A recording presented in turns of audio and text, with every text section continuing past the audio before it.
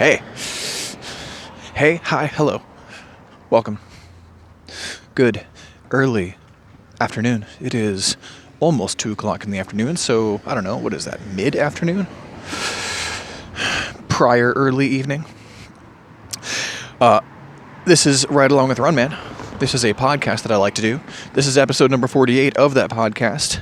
I'm your host. I call myself Run Man when I'm doing this podcast.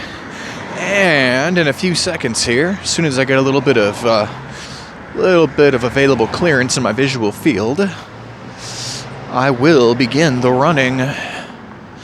But you know how traffic is. Traffic does what it wants to do, and we walk, and we all try to mix it up in a way that's harmonious, and... Ooh. Yeah. I'm just gonna hang out right here until this resolves itself. That's what we gotta do, you know? Gotta pick our moment. Gotta remember that a lot of folks right now are in a rush, and if they're not in a rush, they're in a distraction. If they're not in a distraction, there's some kind of a tizzy. If there's no kind of tizzy, then there is always something lurking, something beneath the surface. I mean, hell, once in a while, it's not beneath the surface, it's quite above the surface, and you get to see it. If somebody right in front of me is pulling their hair out and screaming wildly into the air, that's above the surface. But for every time you see one of those guys, you're going to get 100 or more pulling out in front of you in their vehicles who may not be as outwardly expressive of the turmoil, the tumult, the tribulation, the trial, whatever it is that they're going through.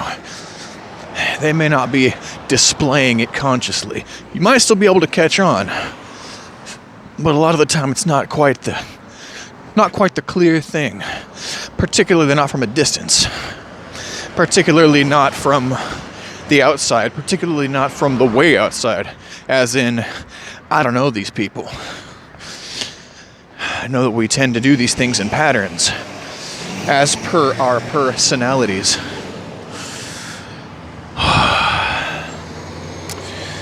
Yeah. But enough of this. I'm going to... I suppose I've covered up the phone. Hold up. There we go. Yeah, okay. Still with me? Still with me. Are you actually still with me? Still with me? Yeah. She's not? Yeah. Alright. That was important. Sorry about that. I forgot where the lens was. Yeah, things happen, you know. First intersection's always the most squirrely one, you know. Yeah, I think we'll just, we're just gonna get up into the residentials a little bit. That's what we're gonna do. I've got no plan for this run to be a long run. So this is gonna be a shorter one. I'm thinking a nice, solid, maybe 2-episoder. That's totally digestible. Not negligible, but totally digestible. Because it's not about having these singular, shelf-sliding victories. It's not about moving the needle all at once today. It's about accruing these victories, developing a relationship with them, celebrating them, feeling them. And in so doing, the thirst increases.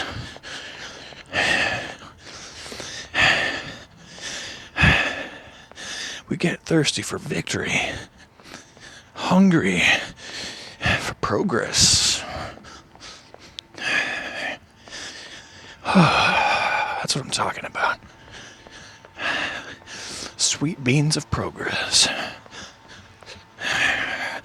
Yesterday, when I put up episode 47, what a friggin' day that was. It was a great day. What a wonderful day. Today, the same. I've got an idea about what I want to do. My afternoon is more or less spoken for. Perhaps when I get back, I'll do a little bit of we'll do Breathcast 5. Maybe. That's a hot maybe. But I do know that right here, on this road, right now, it is just as it was yesterday. Peachy keen. Is that the expression? used to think it was peachy clean. Peaches aren't clean though. There's little pits in there. And there's fuzz on the outside. It's kind of a complex fruit. You gotta have a dialogue with that fruit if you're gonna jump in. You gotta be keen, because it's not clean. Maybe that's how I'll remember it going forward. Oh yeah, Purple Flowerville. What up? Oh, it's in the air, guys. Can we talk about Massive Attack lyrics for a second? Because when I encountered those flowers, the first thing I thought of was the song Teardrop, which is probably the one that everybody knows. And I think the song starts out with the words, "Love, love is a fair, brown, fizzy, dewy word." I think that's what it is. And if I'm wrong, wouldn't be the first time, infinitely far from the last. That's what life is for yours truly. Stumbling ass backwards, completely blind, like a child, like a flailing child, into one victory after the other.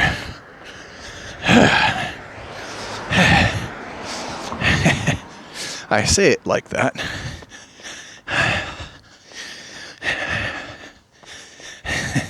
Maybe a better way of saying it is, we meet life halfway. Life seems to want me to do well. Or it seems to want to give me what it thinks I want. I'm noticing how much I put out there. Universe, send me bullshit I don't want to deal with today. Please. God, please. Other days, it's like, hey, let's have everything smell sweet and the air to hold a certain special sort of something. Something beckoning and titillating.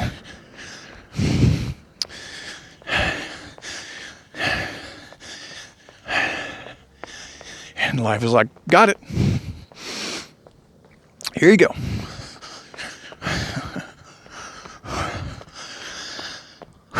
Or maybe life doesn't work that way.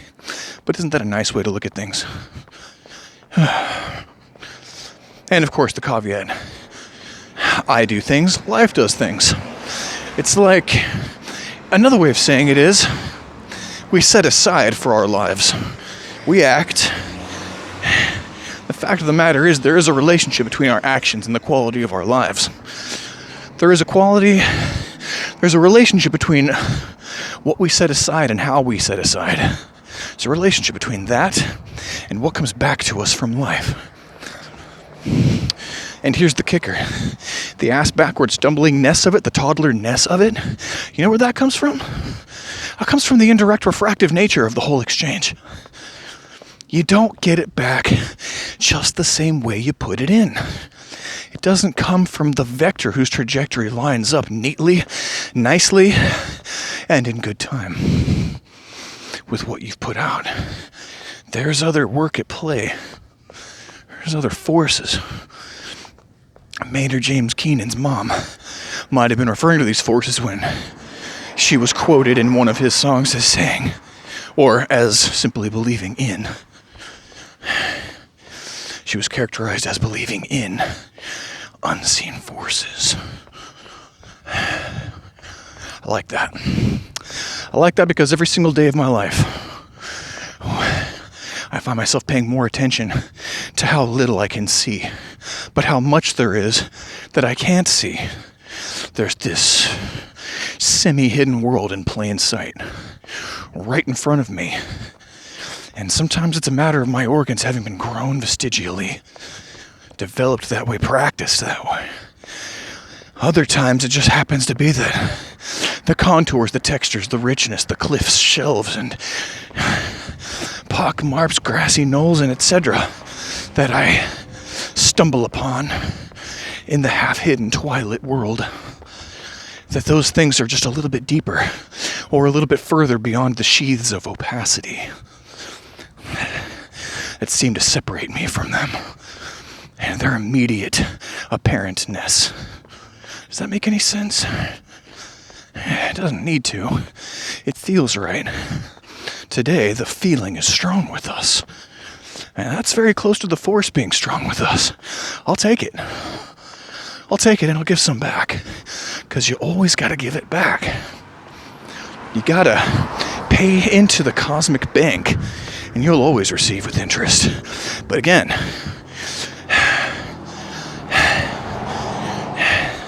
refraction. Fortunately, I can play to my strengths in that exchange because I prefer to play the long game. I'm a slow burn boy. I think we talked about that. There's a place for immediate gratification, and I certainly do have my patterns where I indulge myself in the ceaseless yearning, reaching, scratching at instant gratification. Of course I do. I'm just saying that I don't know how strong the preference ends up being in the world, but the preference is definitely for the slow burn, the long play.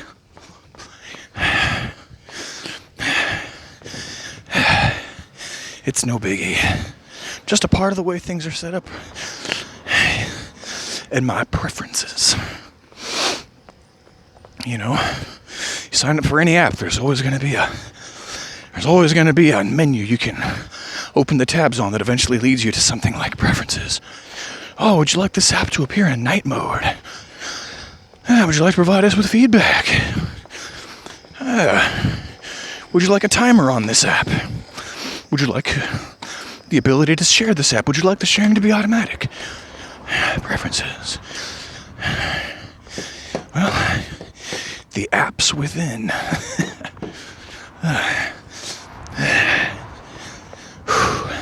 Yeah, this was the right call.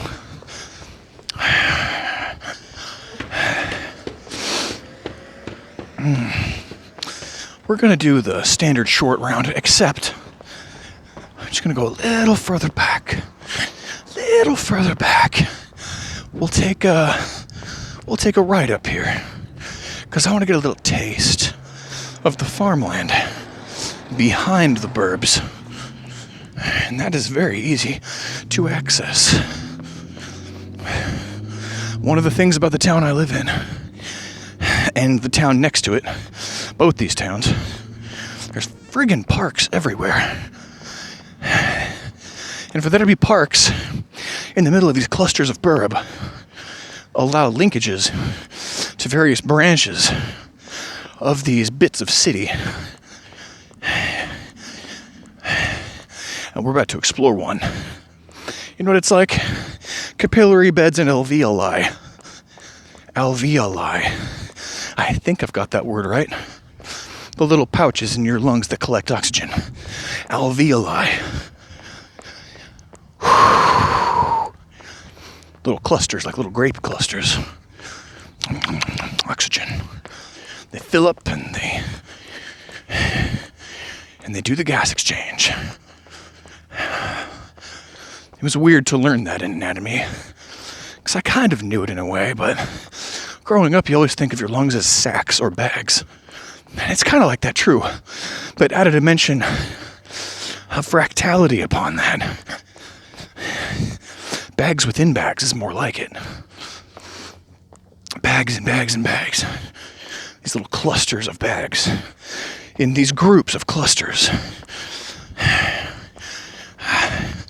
All of them running to your blood circuits.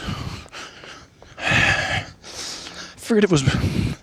forget if it was more a lung thing or a heart thing that differentiated between the two main blood circuits your body goes through. I forget. I'll throw out a couple of words that I don't remember exactly what they mean. There's a pulmonary circuit and a systemic circuit, I think. Yeah, the systemic circuit being like the main one. And the pulmonary might be the one that has to do with gas exchange. I believe that's how it is. I'm trying to remember because I think something might have happened when I was learning about this system where I was like, wait, what the fuck? And I think it had to do with the pulmonary circuit being backwards in terms of oxygen saturation. where the veins are rich with blood and the arteries are low, or the veins are rich with oxygen and the arteries are low on oxygen. It's like the heart's pumping deflated O2 to the lungs, and the lungs providing the gas exchange. No, arteries go, oh my god, arteries go from the heart, so yeah, then veins go to the heart, yeah, and then the lungs might be supplying rich oxygen via the veins, pulmonary veins, back to the heart where it can get shot down through the rest of the body. Is that right? I remember thinking, like, why wouldn't the body just have one fucking circuit? Why would you have two blood circuits? I got really confused. Let me know how much I just messed up on when it comes to knowledge of the I did not I didn't every time I set out and we end up taking one weird turn and extending the runs. By the way, body update. My feet have been sensitive with all these podcasts this week and these other runs that are not podcasted. I don't know what it is. We're maybe 6 for 6 or 6 for 7. 6 runs in 7 days, something like that. I haven't kept track. But anyway, you know, I was just looking at my playlist. As of yesterday, when all 4 parts of episode 47 came online, at that point, oh my god, maybe it was even before that, my god. I don't know, yesterday, at some point in the uploading process, I was logging into my, modify playlist tab so that I could add more videos to it, so you can all see them in one place, in order. At least that's in better order. How about that? Some kind of order. Anyway, I noticed I had 85 videos set up. Now, mind you, some of those videos were, like sitcast. I'll often sit on the stoop outside of the house and hang out with y'all while I'm cooling off and congealing.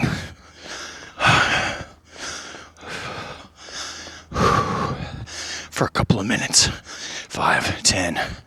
Episode 47 ends in a fully titled, fully published video that's like 3 minutes. Like 2 minutes and 40 seconds or something like that. Which is fun. Still fun. I think the title of it is Bells Ringing. Or Bells Are Ringing. We had a lot to talk about last episode.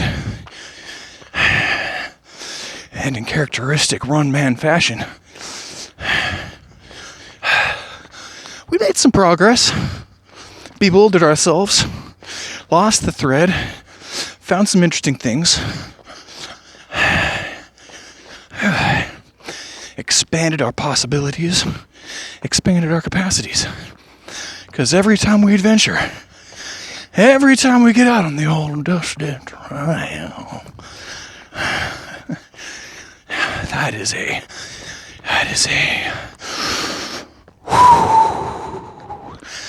a not passive affirmation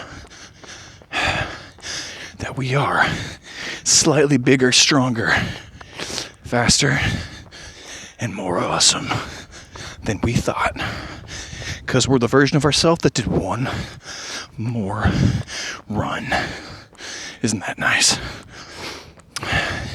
May not look like much in the history of all these years and all these runs and all these other crazy things I've done. But like we said, it's not in the singular victories Or if it is, singular victories are where it's at because they point to the long haul that led up to those points in time that are so dramatic. You feel me?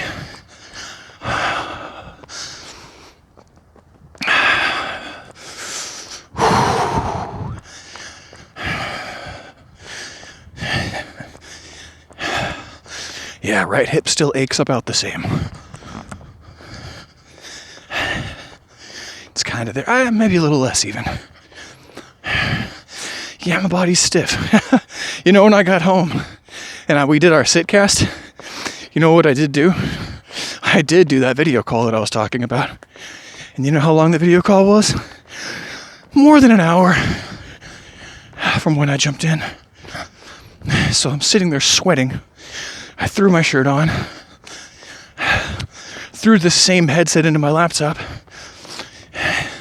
jacked in, clicked the links, and hung out with the boys for a while. And the girls. Hung out with the lads and lasses. The beautiful people, the wonderful people. And it was a good time, but I was sweaty. Yes, the rocks. Yes. I just realized something. I did not turn airplane mode on. Now I'm afraid to. I'm afraid it'll throw off my groove. I want intact groovery. One does.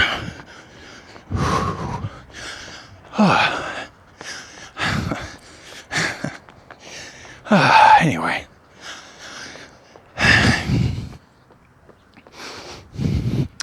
Love is a fair, brown, fizzy, dewy word. Actually, the next lyrics aren't so bad either.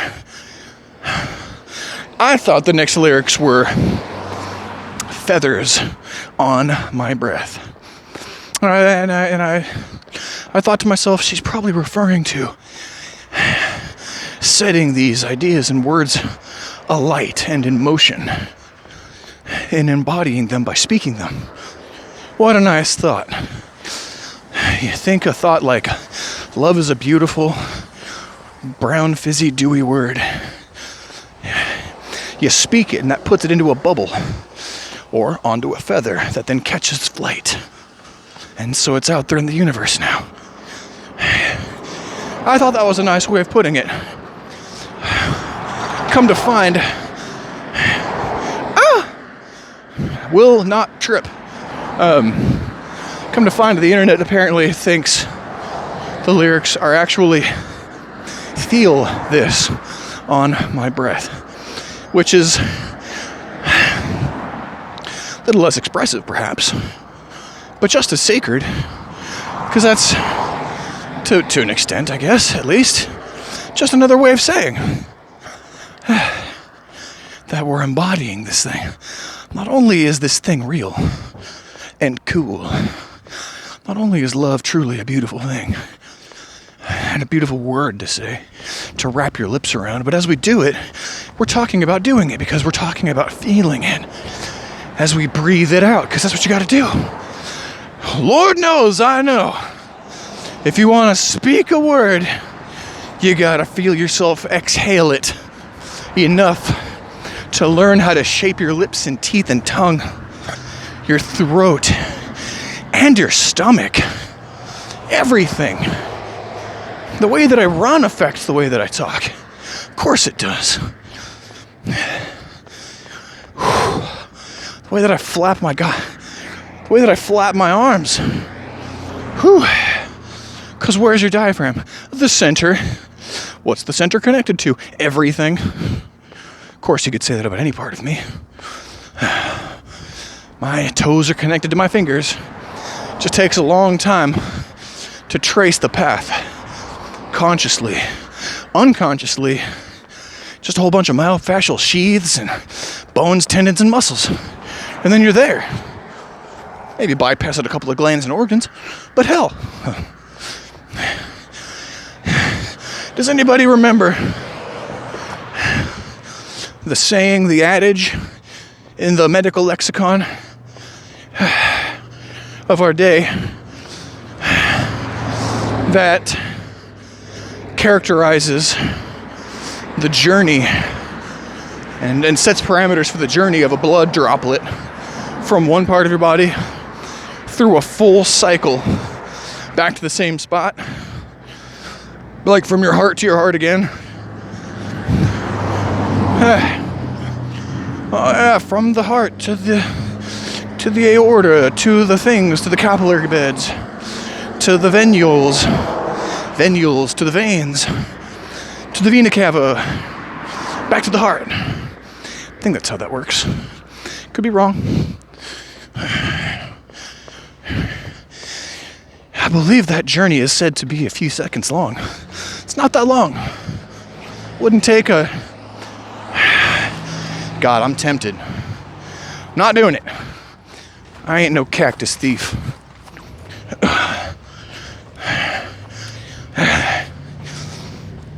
I'll tell you what I am. Warm-blooded mammal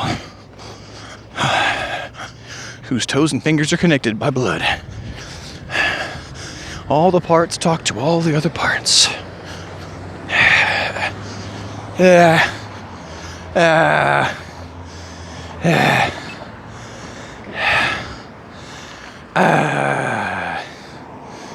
Here's the thing, too. I gots to do. If that's too much information, I get it. You know?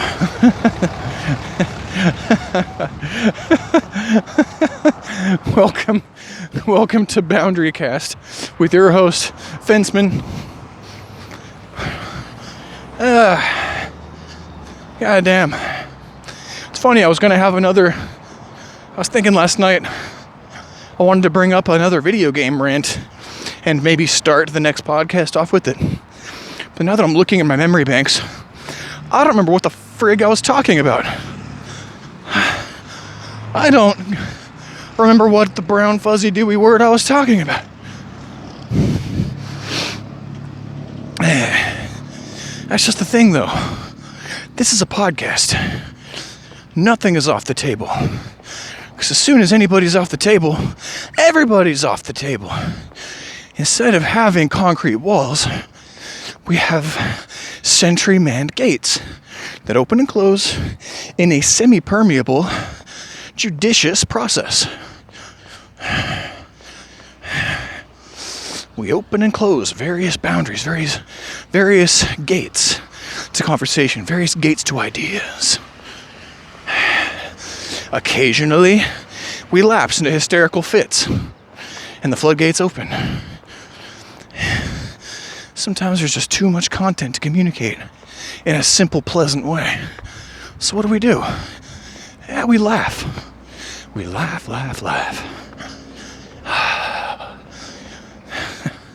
Anyway, just thought I'd share that.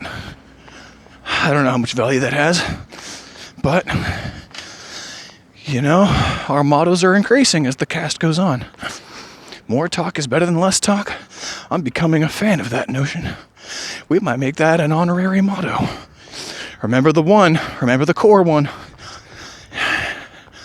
Expectations low, morale high. High as the sky. High as we're gonna jump the next time we have to clear an obstacle. How high is that, you ask yourself? Just high enough, I'd say. I say it with audacity, because I don't even know. I don't know the next time we're going to have to jump to clear an obstacle. But I'm putting it out there. I'm allowing myself to be receptive to the completeness, the appropriateness of my participation in future events based on the way that I see myself now. Now, ain't that a thing? Starting to build a little bit of a backbone. Starting to compile an adult repertoire. Reporter?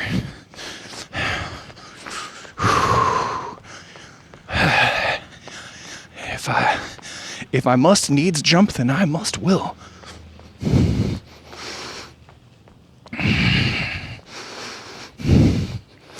By the way, you might notice we're going a bit of a different way. I might have been down this way maybe once on the program. Maybe a couple of times. Last time we took the middle long circuit. I can't wait to take you all on the extended long circuit, which is good prep for marathons. And we will be doing, trust me. It's going to be a good time. Just like these parks and enclosed areas. Yeah. If I go that way, that leads further into town, between a lot of buildings that are semi-living spaces, semi-business storefront spaces. And there's like a monastery of some kind.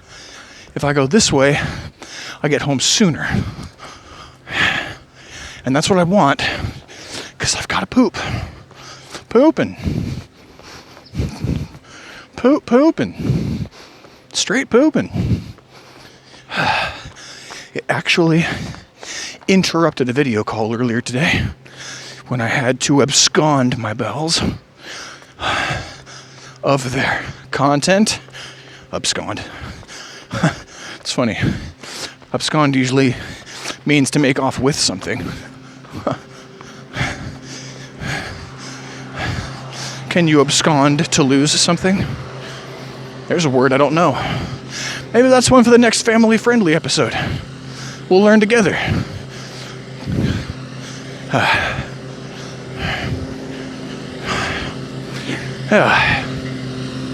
Hey, that's the other thing. Last episode was pretty long. And I ended up, actually, I can't remember. Was it last time or was it the time before that was family friendly? My goodness. I played back the entire episode yesterday after I ran and after my video call and everything else. But now that I'm here, I can't think. I feel like Barlaman Butterbird in the tavern of my own mind. Everyone's got one. If you're David Lynch and you're writing a show called